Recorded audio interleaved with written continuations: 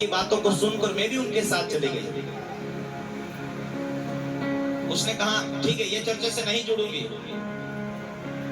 कुछ ही टाइम हुआ, कुछ ही महीना हुआ, उसने कहा मैं तो अच्छा प्रार्थना करती थी, आज प्रार्थना करने बैठती हूँ तो प्रार्थना नहीं आती, मुंह बंद हो जाता मेरा, कुछ शब्द बोल देती, उसके बाद कुछ नहीं आता, बोझ मालूम पड़ता, थक्का जैसा मालूम पड़ता, मैं थक चुकी, मुझे क्या करना। मैंने कहा जिस दिन से तुम पास्टर को नकारते हो, जो अभिषेक तुम्हारे ऊपर जो पास्टर से जुड़ा हुआ वो वही अभिषेक टूट जाते हैं। जिस दिन से आपको ये लाइट नहीं चाहिए, आप तार काट देते हैं, वो बंद हो जाता है। वो तुरंत नहीं दिखता, वो धीरे धीरे धीरे दिखता है। मुझे आशीष दो, मुझे प्रार्थना करो मेरे लिए। मैंने प्रार्थना किया। कारण क्या है? नकार दिया, अभिषेक चला गया। पतरस सेवा को नकार दिया। जब यीशु मसीह को पकड़ कर लेके गया तो पतरस साथ में था, ये भी तो यीशु के साथ था।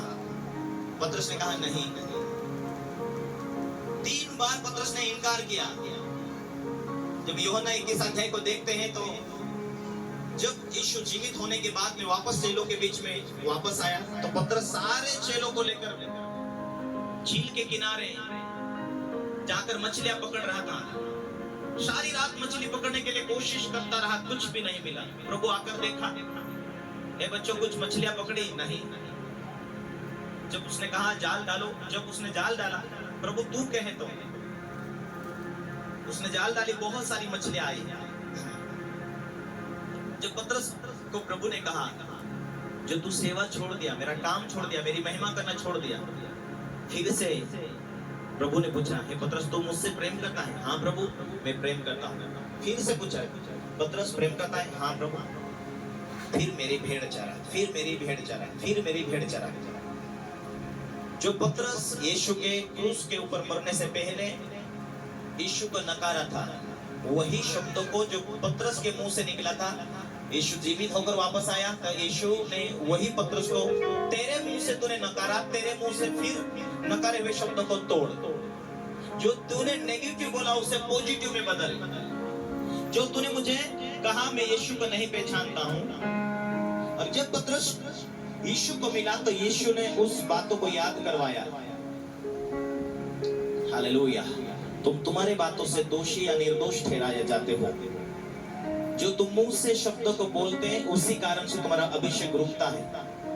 आज बहुत सारे लोग घाटे में चलते हैं पास्टर का तिरस्कार करने, तुम नहीं पहचानते, लेकिन जो अभिषेक मेरे ऊपर है, जो प्रभु ने मुझे दिया, तुम इज्जत करते हैं कि प्रभु तूने हमें आत्मिक अगुवा दिया, जो सिखाते हम उसका इज्जत करते।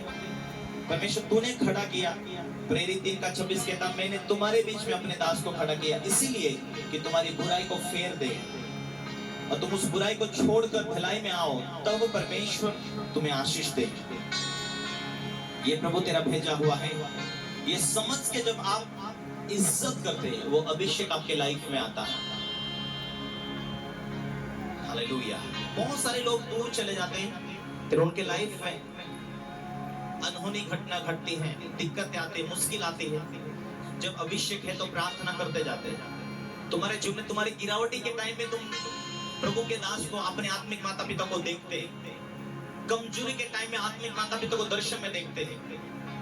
यही परमेश्वर अपना दास दासी को रूप लेकर तुम्हें समझाता, सलाह देता, क्योंकि उस अभिषेक से तुम चुने गए, उस अभिषेक से तुम बड़े हुए, उस अभिषेक के द्वारा तुम्हारी सुरक्षा होगी, उस अभिषेक के द्वारा तुम चंगे हुए, उस अभिषेक के द्वारा तुम्हारे जीवन में आजादी हुई। जिस दिन से तुम तुम्हारे पास्टर को नकार देते, उस पास्टर के द्वारा जो प्रार्थना में तुम्हें चंगाई हुई, वो फिर से तुम्हारे जीवन में बीमारी आना शुरू होती है। जिस बीमारी से निकले वही इंतजार करता है। Hallelujah, hallelujah. हम कौन है मसीह में? नई सृष्टि। हम कौन है मसीह में? भाई बहन। हमारा कौन सा रिश्ता? यीशु मसीह का लहू में। अब कोई ना जाति पाती रहा, हम है तो प्रभु के स्वर्गीय जाति। क्या तुम्हारे परिवार में झगड़े नहीं होते? छोटी बड़ी बातों के लिए होते, फिर तुम एक मन हो जाते, एक मन मिल जाते। उसी रीति से विश्वास एक मंडली, विश्वास एक प्रभु का चुना हुआ विश्वासी, परमेश्वर के संसार से चुने हुए लोग, स्वर्ग के राज्य में बैठने के लिए परमेश्वर ने चुने हुए लोग। विश्वासी लोग कौन है? प्रभु के साथ जीने वाले। विश्वासी लोग जयवंत होने वाले। विश्वासी लोग हजारों हजारों लाखों करोड़ों में बढ़ने वाले। गूगल पर सर्च करके देखो, सबसे ज्यादा कौन कौम मिलेगी? प्रभु के लोग। दुनिया में सबसे आबादी ज्यादा है तो प्रभु के लोग, क्योंकि रोज रोज प्रभु का काम हो रहा। तो इस दुनिया के लोग माने ना माने, फिर भी वो बादलों के ऊपर धर्मी को लेने के लिए, धर्मी को बादलों के ऊपर वो लेने के लिए आएगा। इस दुनिया का न्याय करने के लिए वो आएगा। दुनिया जाने ना जाने, पर वो आएगा आएगा अपने लोगों को लेने के लिए। इसलिए उसका काम नहीं रुकता। उसके काम को रोक नहीं सकती दुनिया। परमेश्वर हजारों को खड़ा करता है। जब यीशु मसीह के चेले मारे गए, यीशु मसीह बीच के रूप में इस दुनिया में आया। परमेश्वर की प्लानिंग था उसे मरना और सारे दुनिया के पापों का बोझ वो झेलना। हालेलुया। इसीलिए पूरी मानव जाति बचाई जाती है यीशु के लहू की खातिर। चेलों को प्रभु